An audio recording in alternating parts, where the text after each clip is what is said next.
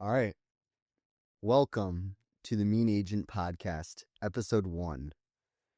Nick, Jacob. thank you for being my first guest. This is Nick Charsky. He's also on our team here in Fort Jefferson. Yes, I am. My pleasure, man. I'm excited.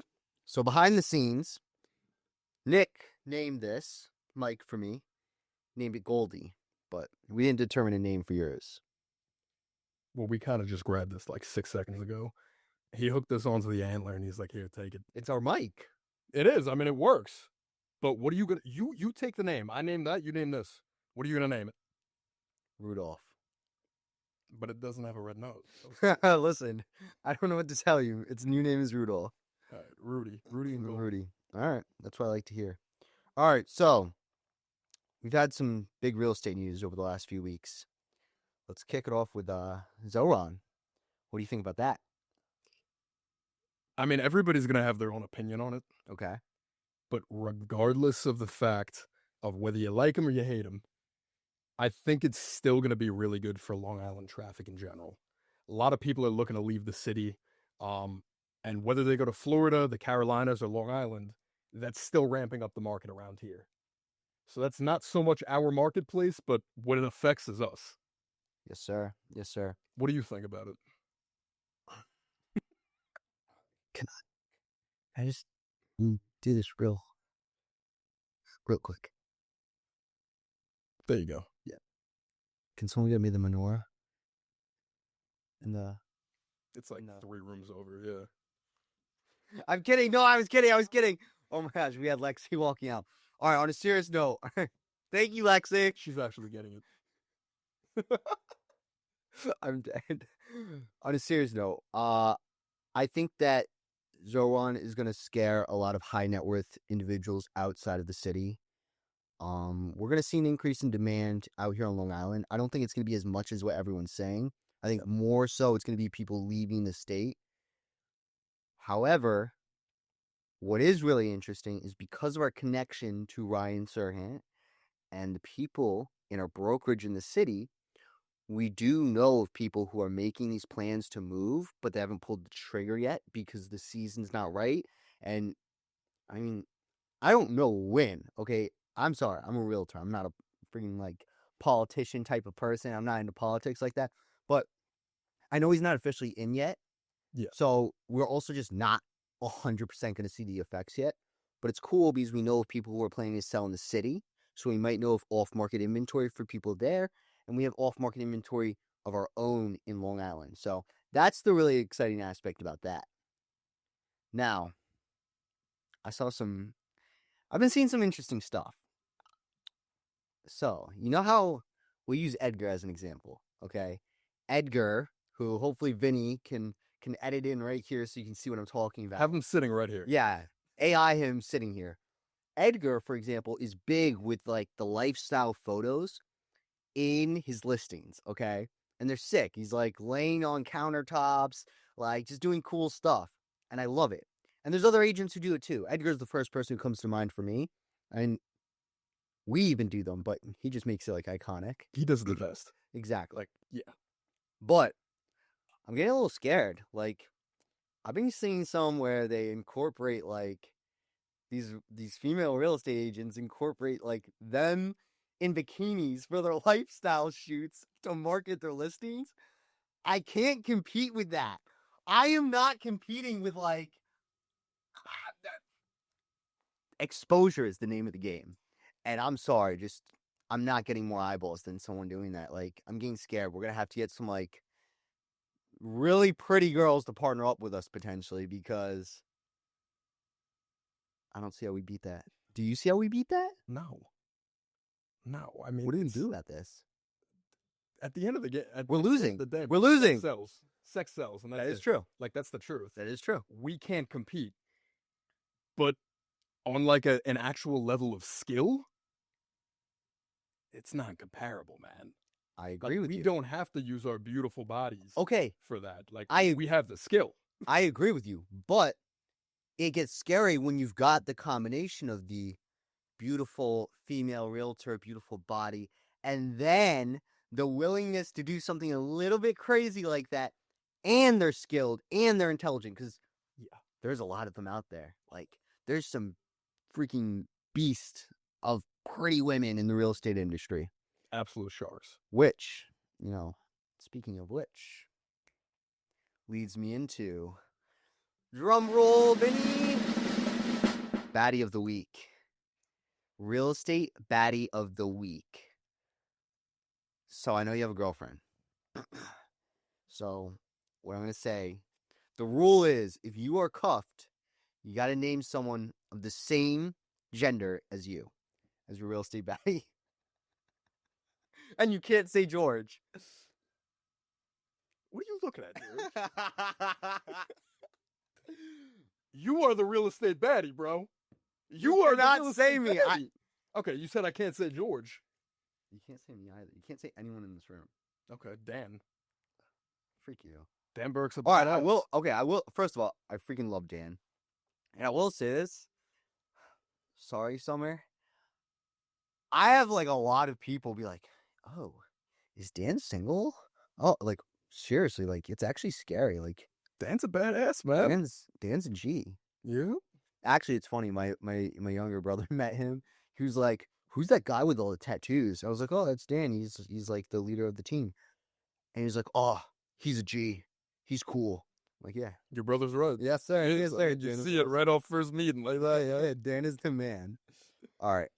So I'm going to have to get permission. So hopefully we can get a response. Dan said I need permission if we name a baddie of the week that we don't know. Okay. There's this girl on Instagram. Vinny, we need you to pull her up. I think the Instagram's... Oh, George, you know who it is. I think it's Miss Tuscan. No? Oh, bro. He has no Miss clue. Tuscan! Yo, I'm so sorry, respectfully. Snack. And she, like, seems like she's competent, too, and, like, knows what she's doing, which is awesome. That's badass. No, So, talking about. shout out Miss Tuscan. You will when you see the episode, and Vinny, loops it in. All right. Now, we have some interesting developments. Trump announcing the plan to have 50-year mortgages. Yeah. What are your thoughts there? So, I think it depends on what your goals and your plans are. So, short term, it could be phenomenal because it can get those people into those houses where that lump sum to pay off on a monthly basis is impossible for them.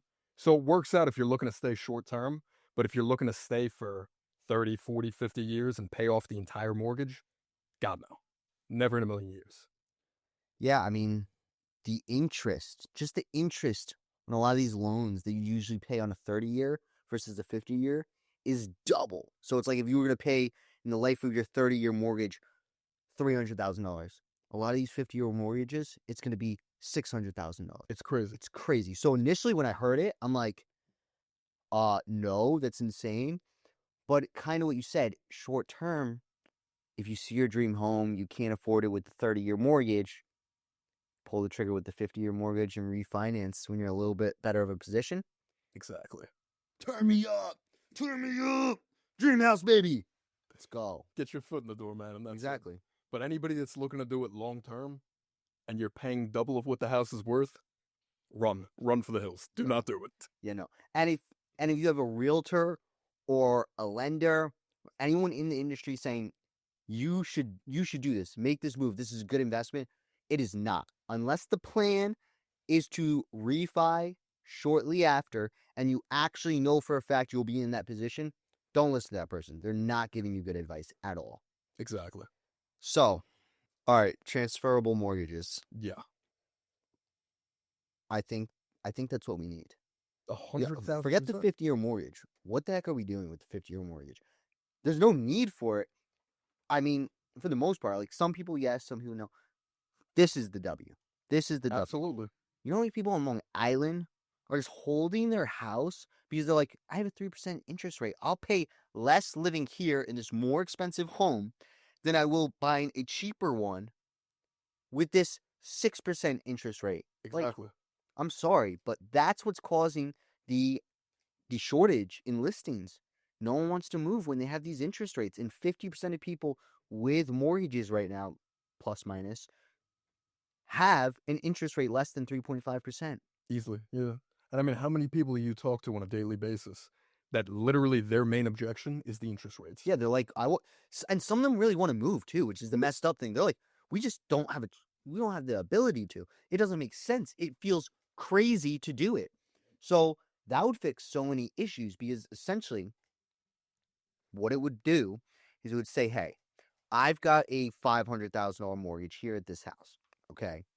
Got $400,000 of equity. I want to downsize. I want to go to this $700,000 house, condo, whatever it is.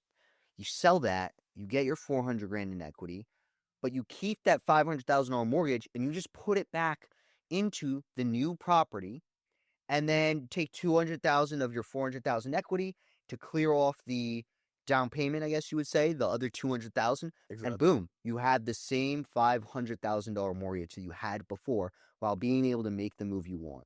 So I think that's huge. I think that would fix so many issues, especially here on the Long Island market, but Exactly. everywhere else too. I mean, exactly, to a T. I mean, that's for me, that's the main objection I get on a daily basis Yeah. is that people just hate the interest rates and they don't want to go because of it. Yep. And it's understandable, but this would be a massive fix. Plus, whether or not you transfer it, do you know if it's transferable between parties too? Like, can you get it Okay, so overtaken by somebody else? Which I no, know is kind of a thing as is, but yeah, exactly. I don't think so in the sense of the plan of the new introduction of what's happening, but almost every single mortgage, you technically can assume yeah, the mortgage, like someone else could technically assume someone else's mortgage.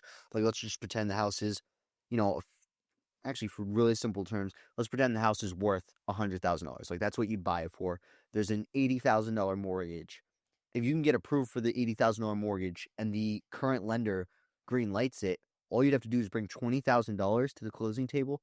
The seller gets their $20,000 in equity. You take over that same exact mortgage. It's just now in your name. yeah, But in the sense of like the new plans, I don't necessarily think or know of any plans of making that simpler because there's never a guarantee that that would work. Otherwise, exactly. everyone would be doing it. In fact, most lenders don't really want to do it, from my knowledge, because it's guaranteeing they don't get a loan that they would currently get for double the interest rate usually. Exactly. Exactly. Now, we got some tea. Oh, Nick, Jacob, bro, what? if I can't do it, homie, it can't be done. I'ma let the champagne bottle pop. All right, I'm sorry. I need your intro song. Dude, I don't even remember. Okay, well, fuck. Let's lock in. Let's get you an intro song. What do we think? I really don't You know. gotta tell me, bro. What kind of vibe are we going for? Like what's a like W's in the chat for Nick. Just signed a new listing. Like a freaking dog. Thank you.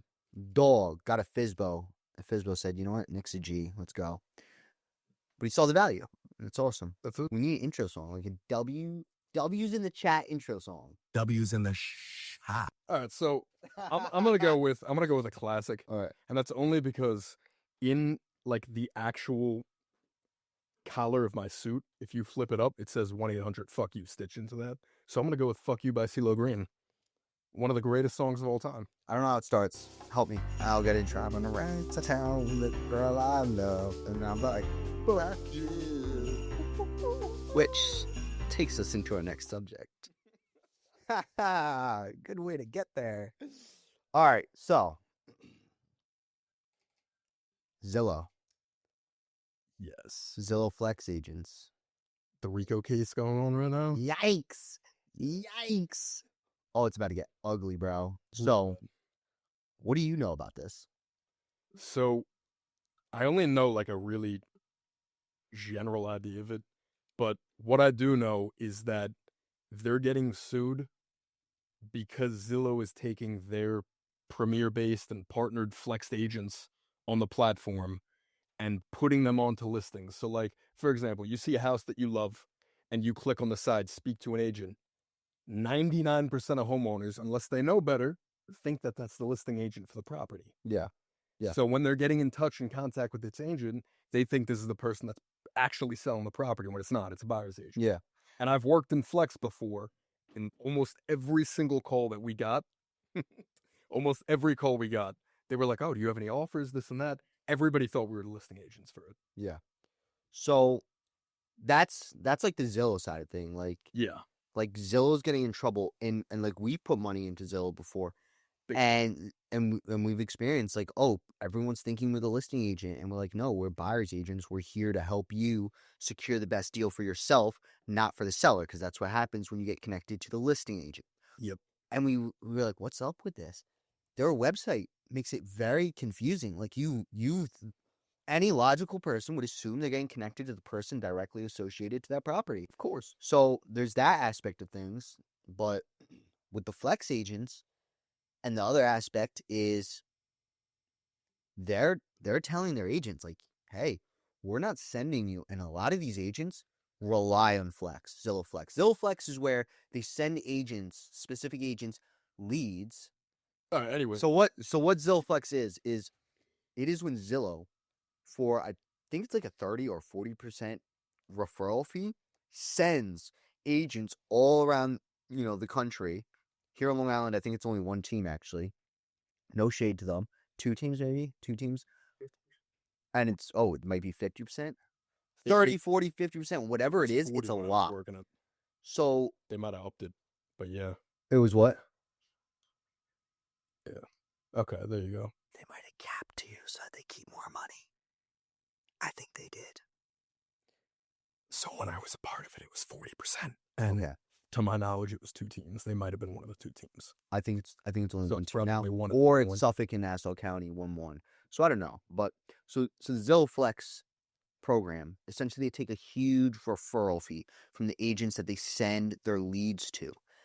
And a lot of these agents rely on these leads. Like, they will not sell a house without these leads, seriously. And no shade to them. Like, it's a slam dunk. They send them like the best leads. It's great. 100%. And congrats to those people. But the reason that it's kind of becoming an issue, and maybe I don't know what's happening here on Long Island. In fact, I know a lot of the people who are getting those leads, and they're freaking awesome, and they're really good people, a lot of them. So I'm not saying for Long Island, Yeah. but in general, the reason it's causing an issue is because some people rely so heavily on these that they will do anything to continue to get these leads. And the problem with that is that Zillow is saying, behind closed doors, they're saying to them, if you don't get us a certain percent of these leads to use us as their lender, Yep. we are not sending you leads anymore. And that's a huge issue, because guess what? That means the agent is not going around and doing what's best for the client and helping find them the best person to take care of that loan. They're just saying, hi, this person who's helping me, use them, use them, use them. Yep. And it's not good.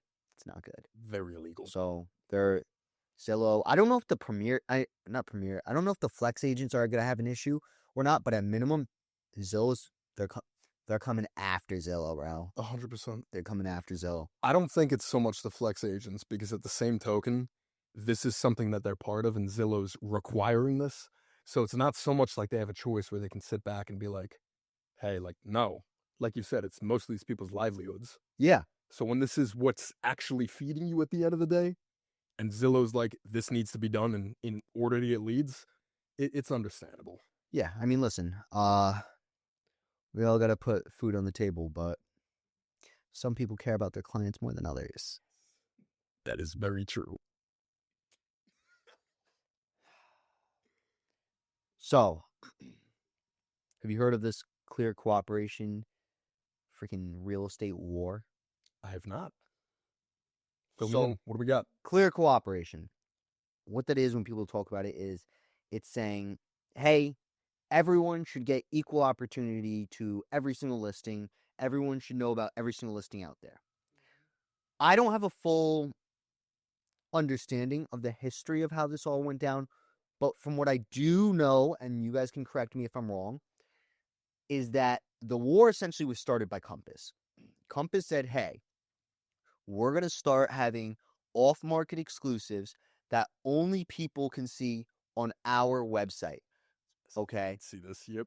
And then the really weird thing is that then Zillow said, hey, we are going to make it to where if anyone markets a property in that way where it's mass marketing, which is already mass marketing when it's an off-market exclusive and not on MLS, is already illegal. Very illegal. Zillow essentially said, I'm going to back that up, that being illegal, by saying if you do anything like this, and it's really just pointed at Compass, you will never be able to put that listing onto Zillow, which is a huge deal. It's the most visited real estate website on the planet. I think they get like 50 plus million monthly visitors. It's insane. Yeah, insane. it's insane. So then Compass is now essentially butting heads with Zillow. They're going back and forth, and it's a literal war. And I disagree with Zillow trying to be as strict as they are trying to be. Yeah. But I also disagree with Compass in the sense that what's the logic in telling your seller, and how is it working for your seller's best interest? Hey, we're going to have your house up on only our website. That's not in any way, shape, or form working for anybody's best interest but their own. That's not good for the seller. Yes, I mean, like, Compass agents, please educate me. I'm not even kidding. Because my perspective is that if you're going to have a house live in any way, shape, or form, have it live towards getting the most eyes on it possible. And if you're going to have it quiet, which there's reasons you would want to have a listing, to be a private, quiet, exclusive. Yeah. If you're going to have it quiet, have it quiet. What's the logic in making it to where only other Compass realtors and Compass buyers can see it? That's like, it's a little shady. To me, it sounds like they're trying to double end the deal, double end their commission, and just simply make more money from themselves rather than the sellers. And there could be something behind it that we don't understand. Yeah. That could be the greatest thing in the world. Educate me. Logically, it just sounds extremely shady. I'm all for, even if the Compass agent wants to come on the next episode and tell us why, I'm all for that. But as of right now, like, I just don't understand it. Now, Zillow is now trying to kind of like flex their muscles and be like, no off-market exclusives in general either. Okay. Yep. And that's a huge issue. Okay. And the reason for that is because sellers should have the choice to go about their listing the way they want and the way their trusted real estate professionals advise. Okay. And there's some serious strategic advantages in keeping a listing off market. Yep. Do you want to go through those a little bit? I'd like you to start. All right. Tagging me back in. You're the animal with these. So, for starters, most of the people looking on Zillow, looking on regular MLS sites, Realtor.com, all of that stuff, they're looking to be in the house that they're going to live in immediately once they make that purchase. The average real estate investor has the perspective of, if a flip type of house or, a distressed home is on the market at all, it is a bad deal. Okay.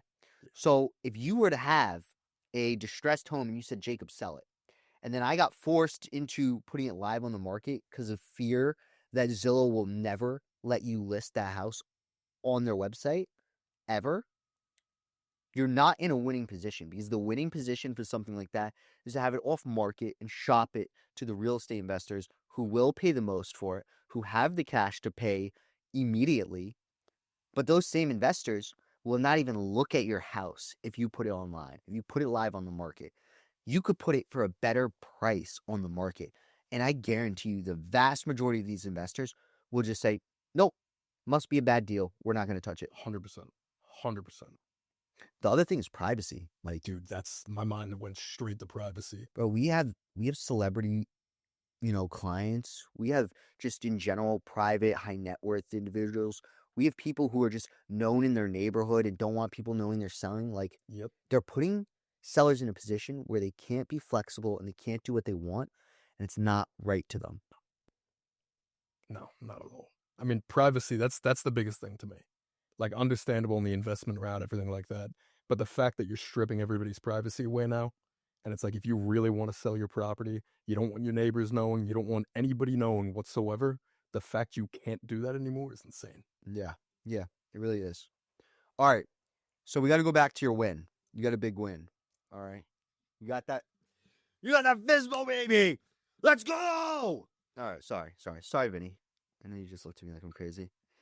You got to tell us about that. What were the lessons that led to you getting that? And, what was the biggest takeaway? So I was full focused on working expireds, as you know, for quite some time, and dead set locked into it, would not change my mind whatsoever. And I ended up having a discussion with you, and you're like, dude, add Fizbos in too. Go to Fizbos. And within 1 week of doing so, I made, I want to say, 15 calls. Yeah, it was about the 15th call that I met my now client at this point, who was already scouting out properties in another state. And we had a nice long phone call about his property currently. And he's like, yeah, like I definitely do want to sell it. So I'm like, great. Like, how about we sit down on a Zoom call? Let's talk about it tomorrow morning. And by the end of the call, we had the listing. Wow. Yep. Bro, that's a sale. Great job. The end of the first call? Yep. That's wild. Damn. Good stuff. What do you think is the number one thing that led you to be in the position to understand how to have that kind of conversation and make that happen? Because that's huge. Usually, they say you have to make a sale. To make a sale, it usually takes I don't know, 7 to 15 touches, contacts. Yeah. You talk to him once, and then the first pitch call, you got the listing. Yep. So I'm using the chat for Nick. I think the biggest thing is putting yourself in that position. So it's right place, right time. Absolutely. I can't say for any reason that because I called him at that moment, because I'm me, I got it. It's right place, right time. And if you're not making those calls and those reps and getting out there and actually doing the work, you're not going to get lucky. So luck is the biggest portion of it, but it's on top of that, knowing what to say, knowing what objections people are going to come up with, understanding their perspective, and then meeting them where they're at, and then going through and kind of transacting through that whole thing. It's great. It's great. Good stuff, bro. Good stuff. Happy for you. Thank you, bro. So forget Zillow for a second. I think, and I don't think anyone else is realizing this, I think Redfin's going to get wrapped into the same thing. 100%, bro. They've been doing the same thing for years, haven't they? I don't know how Maybe long. not to that degree, but they own Rocket Mortgage now. See, I didn't know that. They own Rocket Mortgage. Yo, I'm curious to see, because another aspect of this is these attorneys, for every one of these successful lawsuits, they're getting a bag. They're probably getting the most money out of everyone. Big time. So they're just on a rampage. They don't care. If there's a lawsuit that had happened, they'd be like, you want to sue these people? No brainer. Boom. I think Redfin's getting wrapped into it because I would assume, and I don't know because I'm not a Redfin agent, I would assume that because they own Rocket Mortgage, there's some kind of incentive to their agents of, hey, you get a bonus in this way or that way, whatever it is, if you use Rocket Mortgage. There's gotta be. So it screams the same situation as Zillow. Yeah. So I don't know. And Redfin people, hit me up. Tell me, am I wrong? Am I right? You can tell me anonymously. Ooh, I hate that word. Saying that word hurts my brain. Anonymously? Yeah. I almost stuttered saying that. Yeah, it does. See? You see? It's not a fun word to say. That's weird. It's a weird word. I guess so. I'm not a fan of it. I'm not a fan of it. All right. You need to... I'm going to ask you these questions. You need to think out loud. Okay? So as thoughts are coming in your head, you need to just talk. Okay? That's the rule here. Name 3 fictional characters that inspired you. And tell us why. See, this is tough because I was never a big movie junkie. Okay. And fiction in general. But, oh my God. Fiction. It could be a Pokemon, bro. What type of fucking Pokemon's going to inspire me? I don't even know what Pokemon is, bro. I didn't know there's cards. You got 2 packs of gas. I have 3 packs. Three packs. Even better. We're going to open them together. We should have cracked them years ago. I know, bro. I forgot. That's sick. I'm a bad person. See, fictional's tough for me. Okay. I'm not even 100% sure on that realm because I'm super nerdy with stuff. I like to read nonfiction. I like to read scientific stuff. That's my. How are you gonna say you're super nerdy and can't name fictional characters for us? Not that type of nerdy, bro. Not that type of nerdy. All right, so give us 3 people, real life people, at least one that you actually personally know. Yeah. Okay, so as tacky and cheesy as it sounds, Wait. So give us 3 people. Yep. Okay. At least one that you actually know that inspires you to some extent, and tell us why. You have to 100%. think it out loud when you tell us every aspect of it. 100%. Well, the first one, as tacky as it is our boss, Ryan. And the reason for that is I grew up watching him on TV. So, Oh, really? I didn't know that. see, that's actually good, bro. The top one for that Nurse Joy from Pokemon. Who's Nurse Joy? That's from a Pokemon Center, bro. She heals the Pokemon. It's sick. Yeah, no, so so I grew up watching $1 Million Listing from like a very young age. And it was always I'd watch House Hunters with my mom, $1 Million Listing, all that stuff. But that was my favorite show when I was younger. So I was constantly watching Ryan and everybody on that show, watching high-end real estate deals take place, and never even knew I was going to get into the industry. That's sick. I always loved it, but I'm like, I never thought about like, oh, I'm definitely going to do this. You know, you always have like that inkling going on in the back where you're like, okay, I could see myself doing this, but you don't really know until you step into it. And then now fast forward like 12, 15 years later, we're sitting right here. You're here, baby. That's it. We're going to be with Ryan tomorrow. 100%. Yeah. Hell yeah. Terminal That's awesome, 5. man. That's awesome. You guys should stop by, even though we can't get you. Oh, yeah, I was about to say, let's not leak the location. I guess this isn't coming out until after. Did I say Terminal 5? I meant the airport terminal. Yeah. Yeah, Terminal B. Terminal B.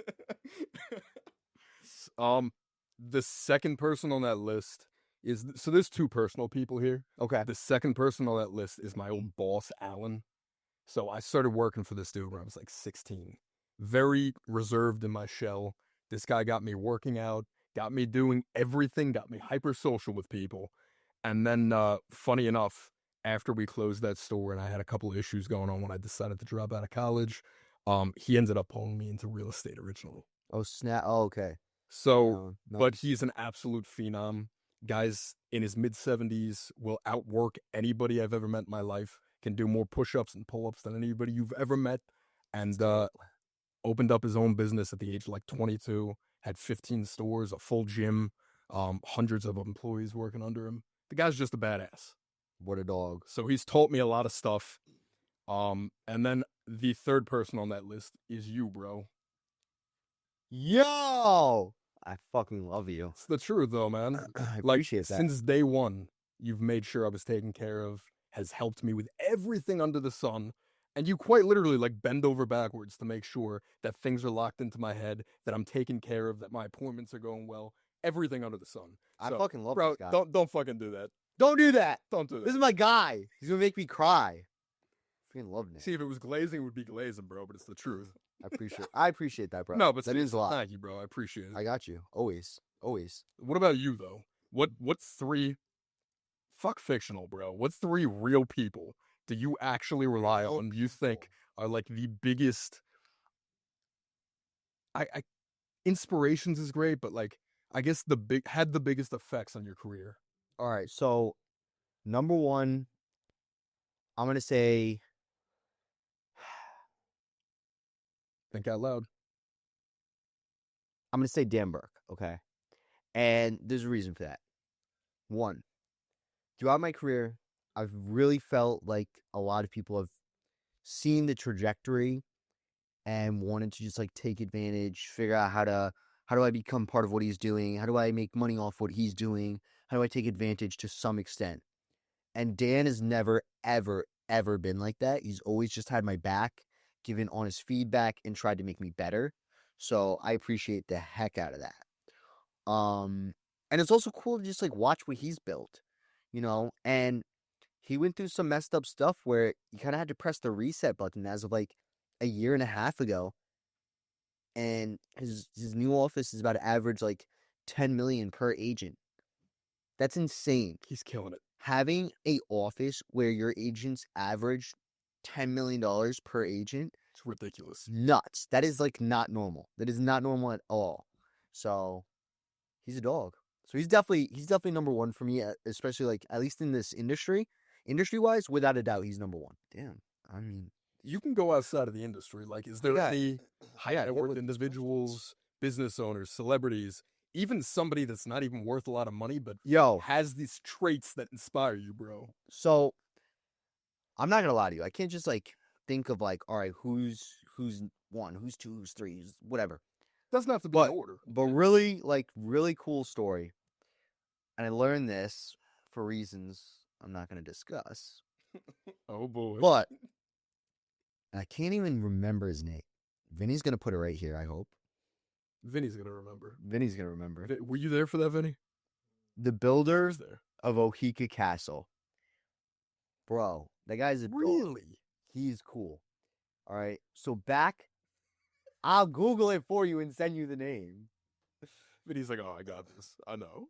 So back in the day, they wouldn't let Jews buy prime real estate. So this guy looked like all over from like New Jersey to Long Island for like waterfront real estate, and no one would let him buy it just because he was a Jew. So he purchased the land that Ohika Castle is on, and he made it like so large, and it was at like such a high point that everyone had to see this guy's literal castle, and it was just like his FU to everyone. That's so sick. Isn't that awesome? Like And you everyone like has to just look up to the guy's castle because they didn't want to let him just buy a normal waterfront piece of property all because he was a Jew. So at that point, he bought not just a normal, one of the best waterfront pieces of property, and built one of the craziest castles of all time. Yup. Second largest residence sick in the entire country. See, that's a really good one. Banger! Let's go. All right. What do you got number 3, bro? You got to pick somebody. Number 3. Oh my And it actually, you can tie fictional into it. Something or somebody that. All right, inspires you. fictional, it's easy. It's easy, bro. Anakin Skywalker. You gotta know the lore. Why? You gotta be a nerd. See, I'm not Because like that. everyone misunderstood him, went against him, and turned him into a fucking monster. And I feel like I've had a lot of people do me dirt. Yep. We've seen a lot of people try and, spin things with me. But, I mean, we could talk some crazy stories, even in just the industry. Forget life, even just industry. And now I feel like I'm turning into a monster, and I just want everything, and I want to take over. There's certain agents where it's like, I know that's your neighborhood, and I want to take that shit Not over. anymore. Yeah. I want to take that shit over. So, fuck it. We're on the dark side now, baby. Nick, you're the man. Appreciate you. Thank you for hopping on this podcast. Guys, if you want episode 2, let me know. It's happening. Let me know who should come on as the next guest. And if you want to pop on the podcast, hit me up. Drop a comment. Message me, DM me, whatever it is. Let's get to rock and rolling. See you on the next one.